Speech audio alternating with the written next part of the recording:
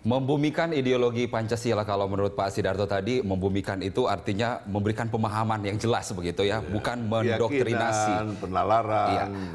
Oke, Pak Sidarto, kita akan menjawab dulu pernyataan dari Pak Marol, mungkin komentar tadi bahwa dikatakan bahwa persoalan sekarang itu bukan soal keberagaman, tapi juga soal ketidakadilan sosial yang dikatakan. Tapi ternyata bukan juga, bahwa kelas menengah ke atas justru yang menjadi subjek-subjek yang terhanyut dalam radikalisme itu sendiri. Komentar Anda? Memang yang kita lihat begitu, ya, bahwa ketidakadilan ada itu masih ada, ya. Tapi pemerintah selama ini kan berusaha untuk lebih menurunkan Gini rasio, ya, dengan banyak membangun prasarana, usaha-usaha, jalan, bendungan, irigasi, ya, lalu waduk dan sebagainya.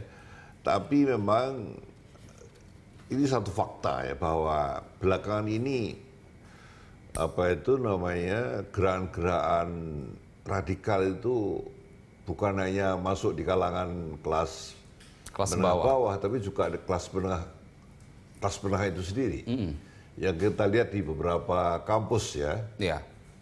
Kita lihat ada bayat-bayat muda justru masuk ke dalam kampus, lembaga pendidikan, ya. Jangan juga di sosial media, ya. Bayangkan menurut survei itu rata-rata anak didik kita itu dalam satu hari itu 3 jam dia menggunakan handphone, sosial media.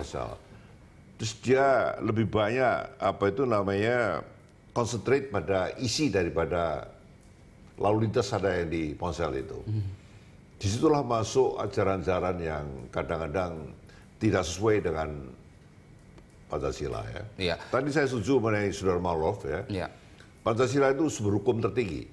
Seharusnya seperti itu. Itu Undang-Undang 12 tahun 2011 juga menguatkan itu. Jadi sungguhnya peraturan pusat daerah maupun kerja nyata daripada para pelaksana negara itu mengacu pada Pancasila semua. Ada kekhawatirankah dari pemerintah bahwa radikalisme yang sudah mengglobal ini tampaknya akan bisa mengalahkan Pancasila, sehingga kemudian gerakan untuk membumikan Pancasila ini memang sangat-sangat penting untuk dilakukan, begitu? Bahwa kalau memang Pancasila ini akan tetap bertahan, ya harus ada usahanya. Kalau tidak, pemerintah akan hancur misalnya. Inilah tanggung jawab kita semua. Bahwa fakta sejarah 72 tahun Indonesia kokoh berdiri dengan dasar Pancasila yang menerima semua keberagaman. Bahasa, suku, antar golongan, agama, ya, dalam wadah NKRI Pancasila. Ini satu fakta. Dan negara-negara Timur Tengah yang sekarang terjadi konflik horizontal, betul kan? Di Irak, di Syria, di Libya, di Yaman, di Afghanistan, di Pakistan, konflik horizontal itu sekarang fakta. Ya. Mereka itu kagum pada kita. Saya ke mereka Irak, tidak memiliki Pancasila seperti kita, ya. Saya ke Irak waktu pimpinan MPR, ya, Mei 2014. Mereka itu mengatakan bahwa kita ini mengagumi Anda. Indonesia itu role model. Bagaimana majority penduduknya Islam tapi kompatibel dengan demokrasi. Mereka kagum. Mereka ingin belajar. Tapi justru kita yang di sini yang dikagumi oleh mereka ingin meniru mereka kadang-kadang itu. Sebagian, ya. Oke, Pak Sidarto, kalau Anda mengatakan tadi bahwa mudahnya ajaran-ajaran radikalisme ini di-update melalui sosmed misalnya, hanya dengan 150 karakter Twitter misalnya, atau Facebook atau apapun itu, bahwa masuk lewat institusi-institusi pendidikan. Bagaimana sesungguhnya kemudian format yang tepat agar kita bisa masuk, pemerintah bisa masuk dengan tepat sasaran ke anak-anak muda ini? Tidak untuk menerapkan misalnya BP7 di era Soeharto misalnya, tapi di era Jokowi ini membumikannya seperti apa? Itulah yang saya bilang, dulu kan doktriner dulu. Sekarang tidak bisa. Apa kira-kira yang akan dilakukan oleh unit kerja Inilah ini? tugas daripada UKP PIP ini, ya lah. Yang sifatnya pasti, karena Pancasila itu living ideology, working ideology. Artinya value-value yang hidup, ya lah. Value-value kerja yang working, ya lah. Bahwa nilai-nilai social justice pada 45 dan sekarang kan beda. Dulu mungkin lulusan SD sudah memadai. Sekarang harus SMA sekarang ini. Programnya begitu kan? Ada kartu pintar, kartu sehat, dan sebagainya ya. Kan sekarang persatuan. Era 45 dulu menghadapi penjajahan. Dan seorang memang bersatu karena semua ingin mengusir penjajah ya. Bayangan Pak Sidarto sendiri, kira-kira apa keinginan Presiden Jokowi sendiri ketika melihat ada unit kerja pembinaan ideologi Pancasila ini masuknya ke anak-anak muda ini lewat sekolah kah? Apakah kemudian kita anak-anak muda harus menghafal butir-butir Pancasila seperti zaman dulu? Itu kan sesuatu yang mungkin dikatakan membosankan. Bagaimana mudah masuk ke generasi muda kita? Saya ikuti daripada statement dari Mendikbud, Menristek ya. Sekarang tiap hari anak-anak diminta untuk nyanyi Indonesia Raya dan lagu-lagu kebangsaan. Dibiasakan kembali untuk upacara bendera misalnya.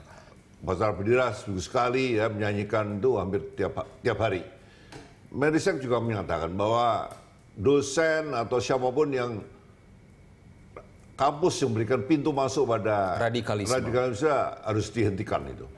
Ini adalah satu langkah-langkah yang nyata, yang dibutuhkan saat ini. Ya. Dan ini semua nanti akan digarap oleh UKP PIP yang baru dilantik kemarin. Ada kekhawatiran bahwa orang-orang yang berada di unit kerja ini, ya selain Pak Yudi yang paling muda di situ, kemudian ada tokoh-tokoh seperti Ibu Megawati, Pak Tri Sutrisno. Sejauh mana kemudian tokoh-tokoh bangsa ini mampu menyerap jiwa muda, kemudian realita yang ada bahwa Pancasila emang harus ditanamkan ke orang-orang muda saat ini. Salah satunya adalah misalnya lewat sosmed misalnya. Untuk bisa efektif seperti apa Pak? Beliau-beliau ini jam terbangnya kan sudah, ya usianya rata-rata sudah di atas 60 semua kan. Ya, Pak Tri sudah 80-an, ya, Bu Mega sudah 70 ya. Lalu lain-lainnya juga sudah senior semua kan. Jadi saya kira beliau-beliau akan punya satu rapatnya juga baru kemarin ya. Jadi kita percaya bahwa lembaga ini akan menjadi lembaga yang lebih sejuk nanti untuk menyampaikan pemahaman dasar negara kita pada generasi muda. Bahwa kemudian unit kerja presiden ini nantinya seperti yang dikatakan oleh Pak Yudi kemarin akan mensinergikan semua lembaga-lembaga pembinaan ideologi Pancasila yang sudah ada selama ini. Sejauh mana kemudian ini efektif, mau didengar, karena kita tahu ada beragam juga orang-orang di Kesbangpol, di MPR. Bagaimana kemudian mensinergikan ini? Makanya tokoh-tokoh lintas agama yang sepuh-sepuh itu direkrut. Buya Ma'arif ada di situ, Pak Ki Agil Sirot di situ, Profesor Komarudin di situ, lalu tokoh Buddha di situ, Pak Sudameng, tokoh Hindu di situ, tokoh PGI di situ.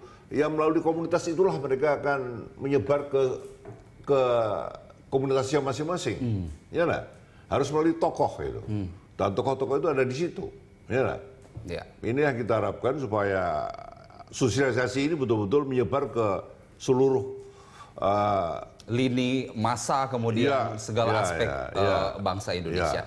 Pak Sidarto, kita rehat sejenak. Pemirsa, kami akan kembali usai jeda berikut, dan Anda kami masih undang bisa berinteraksi bersama kami di nomor telepon yang tertera di layar kaca.